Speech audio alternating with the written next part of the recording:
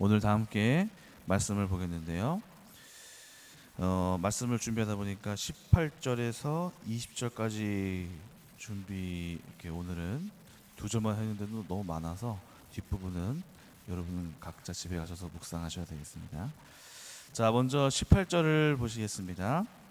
18절에 보니까 어떤 일이 나오냐면은 무교절이라는 것이 나옵니다. 무교절. 너는 무교절을 지키되 내가 너에게 명령한 대로 아비벌 그 절기에 이래 동안 무교병을 먹으라. 이는 네가 아비벌의 애굽에서 나왔음이라. 여러분, 무교절이 어떤 것인지 아나요? 무교절. 무교절은 뭘까요? 6월절은 들어봤는데 무교절은 처음 들어보는 것 같습니다. 자주 들어보는 절기는 아닌 것 같습니다. 그런데 무교절은 이스라엘 77절 초막절과 함께 3대 명절에 속하고 6월절과 무교절은 한 세트로 묶여서 어쩌면 6월절보다 또 무교절을 더 길게 지킵니다. 6월절은 하루지만 무교절은 그 이후에 7일 또는 5일 내지 7일을 지킨다고 합니다. 6월절이 어떤 날입니까? 이 6월절은 이스라엘 백성이 애굽에 있을 때 하나님께서 10번째 심판을 장자를 죽이는 심판을 하실 때에 양 피를 문에 발라서 지나가게 하신 그것이 바로 6월절입니다. 무교절은 무엇이냐면 무교절은 바로 그 다음에 일어난 기간입니다. 6월절로 살아서 난 이스라엘 백성이 그 이후에 홍해를 건너기까지 그 사건, 그 기간, 그것을 바로 무교절이라고 합니다. 그래서 무교라는 것이 뭐 종교가 없다가 아니라 이 교자가 삭힐 교자입니다. 그래서 삭히는 누룩이 없는 절기, 누룩이 없는 빵, 무교병을 먹는 날이죠.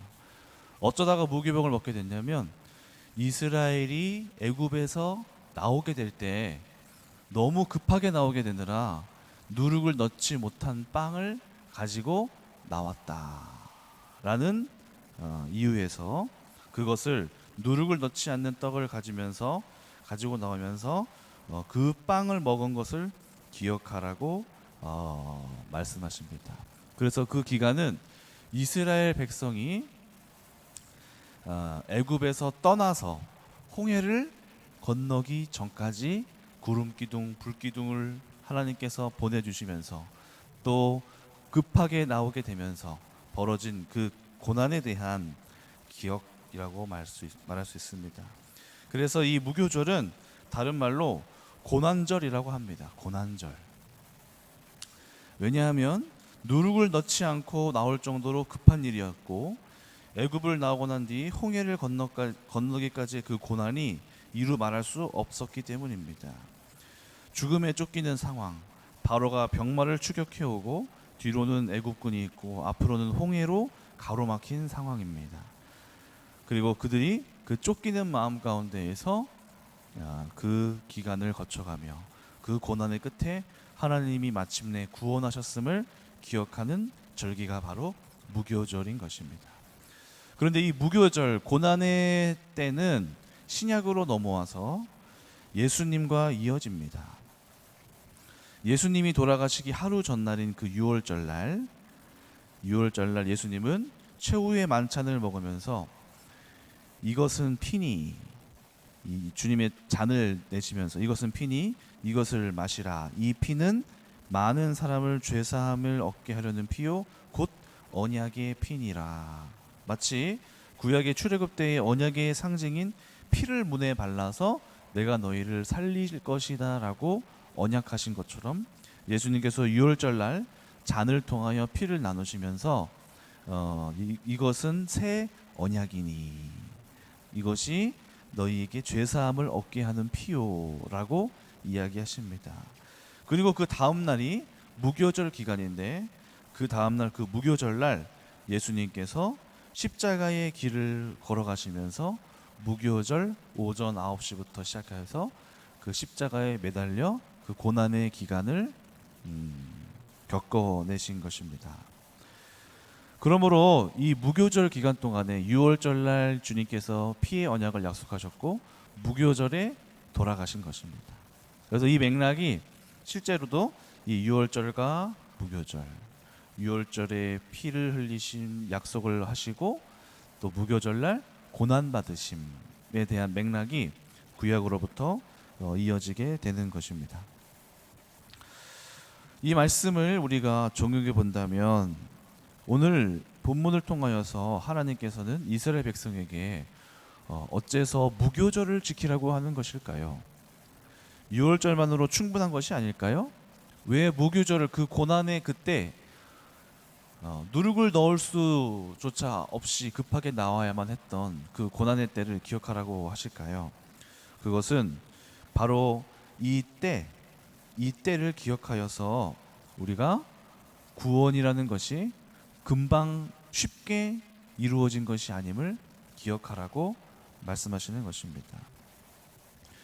구원이라는 것은 여러분 공짜가 아님을 기억해야 합니다.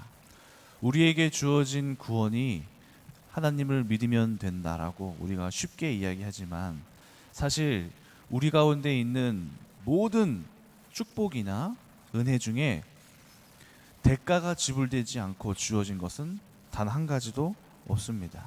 모든 우리 가운데 펼쳐지는 우리가 유익하게 득을 보고 있는 것에는 반드시 누군가가 대가를 지불했기 때문에 우리가 이득 보고 있고 편하게 살고 있음을 아셔야 합니다. 오늘 제가 설교하는 이 자리도 20분 딱 설교하는데요. 그 자리 이 20분 설교를 위하여서 어제 아침부터 한 3-4시간을 제가 계속해서 기도하면서 준비한 것입니다. 그 20분을 위해서 하루 중에 3-4시간을 설교를 붙잡고 있습니다. 제가 결혼을 하고 보니까 어떤 것이 생각나냐면요. 내가 자녀로 살아오면서 정말 집에서 편하고 누리고 있었던 부모님의 손길이 이렇게나 많았구나를 기억하게 됩니다. 집에 오면 빨래가 돼 있는 게 당연한 거고 집에 와서 더러우면 벗어서 빨래통에 훅 벗어놓기만 하면 됐었어요. 그런데 또 청소도 집에서 나갔다 와서 그냥 갔다 오면 알아서 돼 있어요. 모든 게 쉬웠습니다. 밥도 그냥 오면 먹고 빨리 밥 먹고 나서 내 할 일 하면 됐어요. 근데 결혼을 하고 나니까 밥하는 것도 왜 이렇게 시간이 오래 걸리는지 모르겠어요. 밥하는 시간을 밥 만드는 시간, 밥 먹는 시간, 청소하는 시간, 설거지하는 시간까지 빼놔야 되더라고요. 또 빨래도 옛날 같았으면 빨리 그냥 옷 벗어 던져서 가만히 놔두면 되겠는데 이제는 그게 아니라 이 빨래를 벗어서 또 분리도 하고 빨래 돌리고 꺼내서 건조기도 돌리고 또 널고 또 개고 방에다가 갖다 놓는 게 제일 귀찮더라고요. 그렇죠?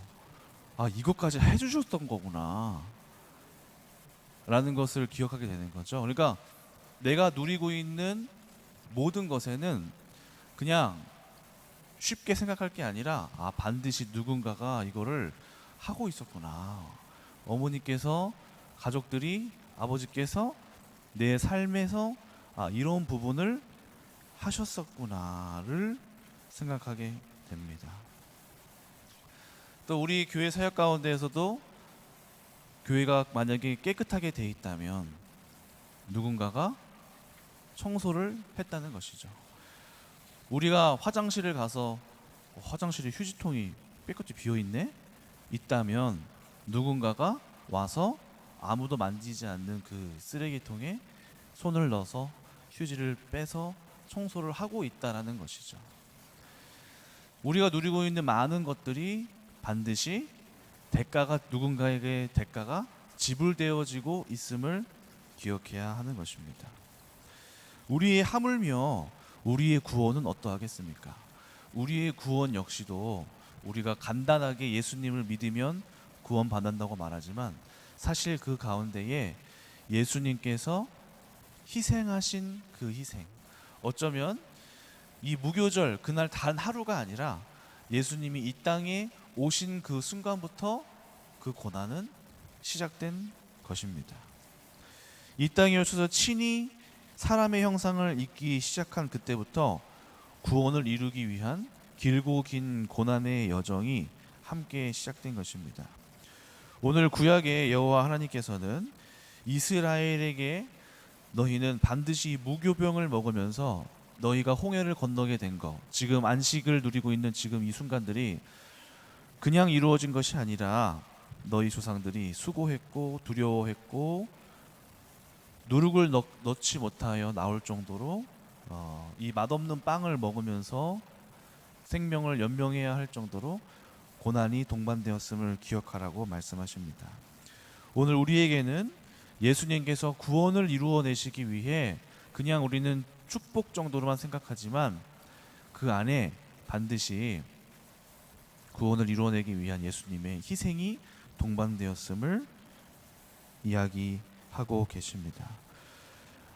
예수님께서 희생하시고 피 흘리시고 무뎌진 땅을 묵묵히 걸어가시며 이루어내신 사실을 우리가 기억해야만 하는 것입니다.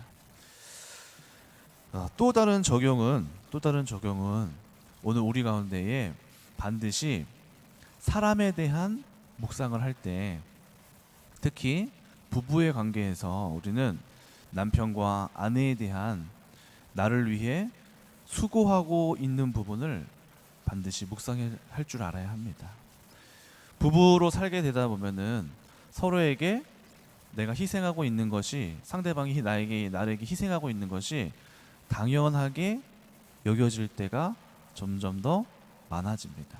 특히 시간이 지날수록 그 감사함이 무뎌지게 되고 당연한 것으로 바뀌게 됩니다. 그러다 보면 저 사람이 나에게 희생하고 있는 것이 당연스럽게 남들이 다 하는데 뭐가 왜 그렇게 뭘 잘했다고 뭘 수고했다고 하느냐라고 우리 가운데 그 감사함을 잃어버리게 됩니다. 그래서 우리는 이 부부 가운데에서 도리어 저 아내가, 저 남편이 나에게 하고 있는 이 수고와 이 희생들이 있었구나, 나를 위해 음식을 하고 있구나를 기억하면서 우리는 자꾸 부부관계 속에서 나에게 더 잘해주지 못한 것, 남들보다 덜 하고 있는 것, 남들은 저렇게 하고 있는데 내가 누리지 못하고 있는 것, 이 남편을 만나서, 이 아내를 만나서 내가 고생하고 있음만 기억하면서 우리 가운데 불평불만이 많이 나오게 되는데, 그러나 우리 가운데에 이 부부 관계에서 서로 간에 희생하고 있는 것들을 기억하면서 저 사람이 나를 위하여 수고하고 있음을 기억하게 될 때 우리는 감사가 나오고 그 관계를 변화시킬 수 있는 새로운 물길, 그동안 10년, 20년 넘게 반복되어지고 둘 사이에서 무뎌졌던 그 관계를 트는 또 새로운 이 시야는 바로 저 사람이 나를 위하여서 희생하고 있음을 기억하는 것입니다. 두 번째로 오늘 19절을 보니까 모든 첫 태생은 다 내 것이며 너의 가축의 모든 처음 난 수컷인 소와 양도 그러하며 나귀의 첫 새끼는 어린 양으로 대속할 것이요 그렇게 하지 아니하려면 그 목을 꺾을 것이며 내 아들 중 장자는 다 대속할지며 빈손으로 내 얼굴을 보지 말지니라. 첫 새끼는 내 것이고 처음 난 모든 소와 아들 양도 그렇고 아들 중에서도 장자라면 대속할 것이라 라고 말씀하십니다. 오늘 이 본문을 출애굽과 연결해서 묵상해 보기를 원합니다.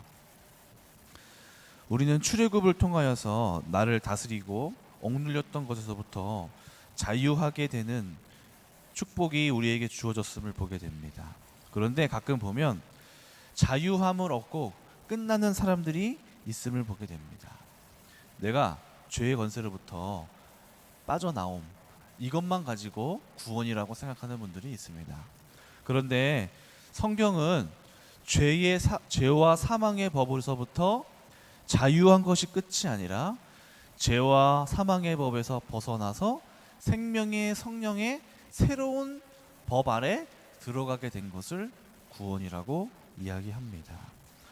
죄와 사망의 법에서 나와 나를 아무도 통치할 수 없는 무법의 상태가 되는 게 아니라 또 다른 거룩한 법에 속하게 되는 것이 구원인 것입니다. 다시 말해서 죄와 사망의 법이 나를 주관했다면 이제는 하나님의 법이 나를 주관하게 되는 거. 내가 나를 주관하는 것이 아니라 하나님의 법이 또다시 나를 주관하게 되는 것이 구원이라고 말하고 있습니다. 출애굽기 15장 16절을 한번 보실까요? 출애굽기 15장 16절 한번 찾아보시죠. 여기에서 뭐라고 얘기하냐면 놀람과 두려움이 그들에게 임하매 주의 팔이 크므로 그들이 돌같이 침묵하였사오니 여호와여 주의 백성이 통과하기까지 곧 주께서 사신 백성이 통과하기까지였나이다. 주께서 이 백성을 사셨다, 이런 표현이 있습니다. 자, 이 단어는 히브리어로 카나타라는 단어인데, 사셨다라는 단어인데 돈을 주고 샀다라는 단어입니다. 다시 말해서 하나님이 이스라엘 백성을 구원했다라는 말은 내가 이 백성에게 이 백성을 애굽에 돈을 주고 샀다. 결국 이 백성은 내 거다. 나의 것이다. 내 소유다. 내 마음대로 좌지우지하는 것이 마땅한 권리가 있는 내 소유다 라고 이야기하고 있는 것입니다.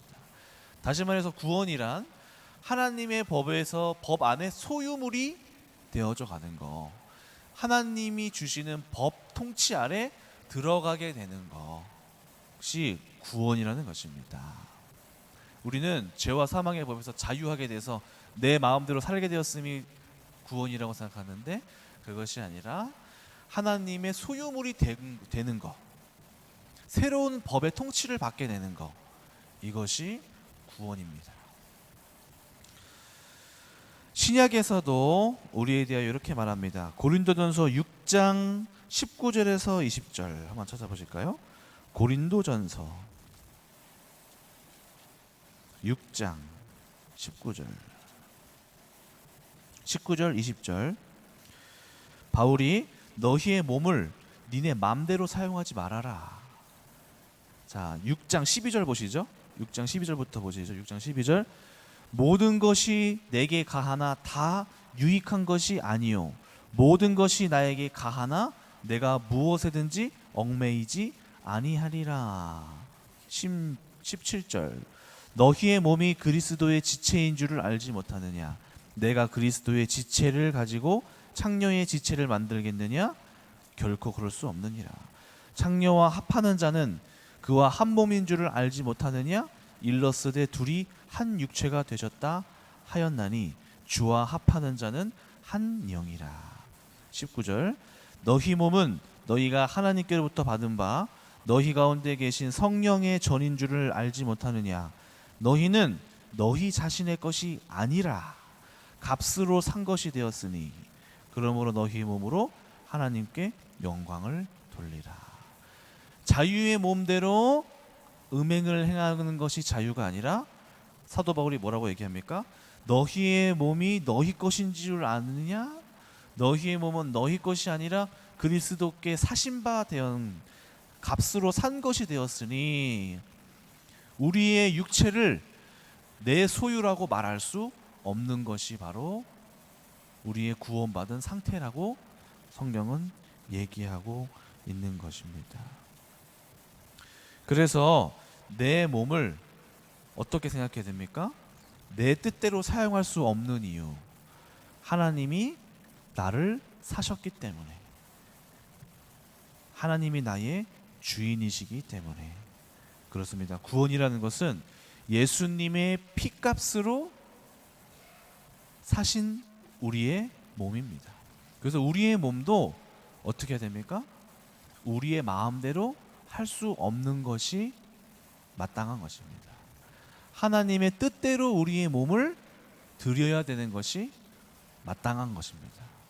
성경은 오늘 우리의 육체 또한 하나님의 피값으로 주고 산 바 되었으니 우리의 몸을 너희 마음대로 하지 말아야 할지니라. 더 나아가서 뭐라고 얘기합니까? 17절 주와 합한 자는 한 영이라. 한 영이라 이렇게 되어 있습니다. 자, 로마서 6장 15절도 보시죠. 로마서 6장 15절. 로마서 8장 2절 보시죠. 로마서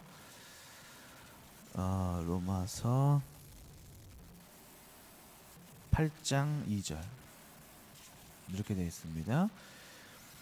이는 그리스도 안에 있는 생명의 성령의 법이 죄와 사망의 법에서 너를 해방하였다. 생명의 성령의 법이 죄와 사망의 법에서 너를 해방하였다 하면서 9절에서 11절 뭐라고 말씀하십니까? 만일 너희 속에 하나님의 영이 거하시면 너희가 육신에 있지 아니하고 영에 있나니 누구든지 그리스도의 영이 없으면 그리스도의 사람이 아니라. 또 보세요. 10절. 또 그리스도께서 너희 안에 계시면 몸은 죄로 말미암아 죽은 것이나 영은 의로 말미암아 살아있는 것이라. 예수를 죽은 자 가운데에서 살리신 이, 예수를 죽은 자 가운데서 살리신 이가 누구예요? 하나님의 영이 너희 가운데 거하시면 그리스도 예수를 죽은 자 가운데서 살리신 이 누구죠? 하나님이 너희 안에 거하시는 그 영으로 말미암아 너희 죽을 몸도 살리시리라. 자, 이 말이 뭐죠? 우리가 생명의 성령의 법으로 새로 인도받는다는 것은 아까 고린도전서에서도 뭐예요? 너희 안에 성령이 계시는 것, 우리 가운데에 성령이 거하는 것, 우리 가운데 펼쳐진 새로운 법은 성령의 법이라는 것이에요. 성령이 우리 가운데 내주 역사하셔서 우리 가운데 새로운 법을 통치하시고 말씀하시고 우리를 우리 뜻대로 살지 않게 하시고 성령의 뜻대로 삶과 같이 새로운 법을 끊임없이 우리 가운데에 말씀하신다는 거예요. 그래서 새로운 법에 들어간 그 증거로 성령이 우리 가운데에 사시는 거예요. 내 안에서 그 성령이 우리는 어떤 법에 대한 개념을 율법, 지키는 거, 어떤 규칙이라고 생각하는데 오늘 성경에서 말하는 성령의 법은 무엇입니까? 하나님과 연합하여져서 하나님이 내 안에 사셔서 그 뜻대로 살아가는 거, 그게 바로 법입니다. 그 자체가 성령께서 내 안에 계신 그 자체가 곧 법이 되는 거예요. 그래서 우리의 성경이 말하는 법은 성령이 내주하시는 그 성령 그 자체가 우리를 이끌어 가시는 바로 그 법 자체가 되신다. 우리 가운데 펼쳐진 새로운 법은 바로 성령의 법이다. 생명의 성령의 법, 살아있는 그 존재 자체가 법이 되셔서 우리 내면 안에 찾아오셔서 우리를 이끌어 가시는 거예요. 우리가 어떤 규칙을 지키는 그 법이 아니라 우리 안에서 살아 역사하시는 그 법, 성령의 법이 우리를 소유로 하셨기 때문에 우리를 하나님의 뜻대로 살아가는 겁니다. 그래서 성경에서 어떻게 비유하나요? 성령을 술 취한 것과 비슷하게 비유해요. 술 취하지 말고 성령에 취하라. 마치 우리가 살아가는 술 취한 사람과 같은 모습이 보인다는 거예요. 술 취한 사람이 술 기운에 이끌려서 자기 자체가 행하는 게 아니라 술 기운에 이끌려서 행하듯이 성령에 취하라. 이 말이 왜 성령에 취하라고 거기에 비유됐을까요? 성령께 취한 바 된 것 같은 사람, 내가 내 삶을 사는 것이 아니라 성령께서 나를 주관하여져서 살아가는 그 삶, 그것이 성령께서 우리에게 오셔서 새로운 그 법대로 이끌어가는 삶, 내가 내 이동주 육신으로 사는 게 아니라 나와 연합하신 그 성령으로 살아가는 그 삶, 그것이 우리 가운데 펼쳐진 새로운 법, 그러한 삶이라고 이야기하고 있습니다. 자, 우리 시간이 됐으므로 기도함으로 마치겠습니다. 사랑과 은혜가 많으신 하나님, 오늘 구약을 통하여서 또 우리 가운데 펼쳐진 성령의 법, 또 하나님께서는 우리의 삶 가운데에 반드시 우리의 구원받음이 그냥 이루어진 것이 아니라 예수 그리스도께서 희생하셨고 또 우리의 삶 가운데에 그것을 기억하지 않으면 감사는 사라집니다. 나와 가장 가까운 사람이 우리와의 관계 속에서 나를 위해 수고해 준 것들을 기억하고 생각하면서 새롭게 관계를 만들어가게 하시고, 또 우리 가운데 펼쳐진 새로운 성령의 법, 순종하는 삶으로 말미암아 아버지께서 나를 이끌어 가시는 새로운 삶, 성령의 법에 이끌려가는 삶, 그러한 삶이 우리 귀한 성도님들에게 펼쳐질 수 있게 하여 주시옵소서. 감사드리며 살아계신 우리 주 예수님의 이름으로 기도드립니다. 아멘.